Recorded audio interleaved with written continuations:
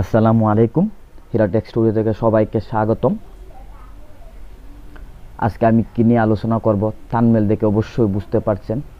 আমি আজকে আলোচনা করব আপনার ফোন ঘন ঘন চার্জ দিলে আপনার ফোনে কীরকম সমস্যা হতে পারে এবং আপনার ব্যাটারি ব্যাকআপ কীরকম সমস্যায় পড়তে পারে সেই বিষয়ে আলোচনা করব। আর সম্পূর্ণ ভিডিওটি দেখবেন।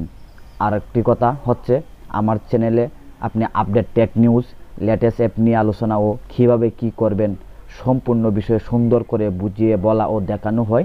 তাই অবশ্যই আমার চ্যানেলটি সাবস্ক্রাইব করে যাবেন, যাতে পরবর্তী নিত্য নতুন ভিডিও আপনার কাছে পৌঁছায়।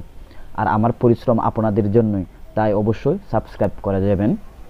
যাই হোক, আমরা মূল পয়েন্টে আসি। সেটি হচ্ছে মোবাইল ফোন। মোবাইল ফোন আমাদের নিত্য দিনের সাথী। 3 বেলা না খেয়েও থাকতে পারি, বাট মোবাইল ইউজ না করে থাকতে পারি না। টিভি দেখার সংস্কৃতি আস্তে আস্তে উঠেই যাচ্ছে মোবাইল ফোনের জন্য। বিশেষ করে করোনাকালীন সময়ে ছাত্রছাত্রীদের উন্মাদ নেশায় পরিণত হয়েছে মোবাইল ফোন। মোবাইল ফোন ছাড়া কিছুই হয় না। মাঝে মাঝে মনে হয় যেন মোবাইলের ব্যাটারি তো আর টানা উপরন্ত ব্যাকআপ দিতে পারে না। যদি সত্যি পারতো, যারা একটানা বেকার বসে শুয়ে মোবাইল চালায় তাদের মোবাইল ঘন ঘন চার্জে লাগাতে হয় এবং খুলতে হয়। তার জন্য মোবাইলের অনেক সমস্যা হয়।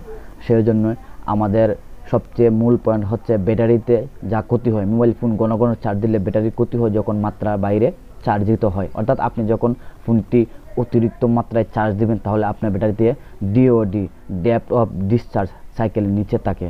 তাই ডিওডি কি সমস্যা হতে পারে? ডিওডি হচ্ছে কোনো মোবাইল ব্যাটারির সর্বোচ্চ ডিসচার্জিং ক্যাপাসিটি, যা বেশিরভাগ মোবাইলের ক্ষেত্রে 50% এবং উন্নত মোবাইলের ক্ষেত্রে 80% হয়।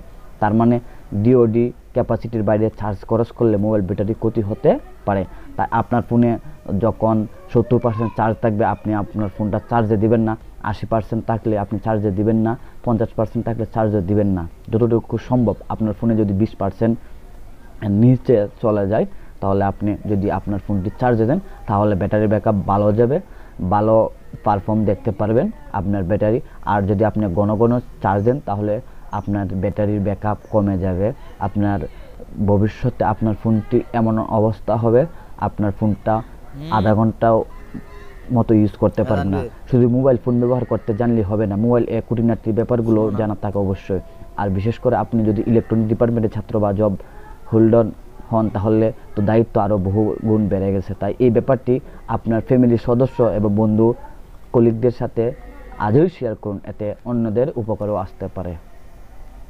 আর ধন্যবাদ সম্পূর্ণ ভিডিওটি দেখার জন্য। আর আপনি আপনার মতামত কমেন্ট বক্সে কমেন্ট করে যাবেন এবং আপনারা কী ধরনের ভিডিও চাচ্ছেন অবশ্যই কমেন্ট বক্সে জানাবেন। আমি আপনাদের সামনে আপনার কমেন্ট মোতাবেক অনুযায়ী সেই ভিডিও বানাতে চেষ্টা করব। ধন্যবাদ।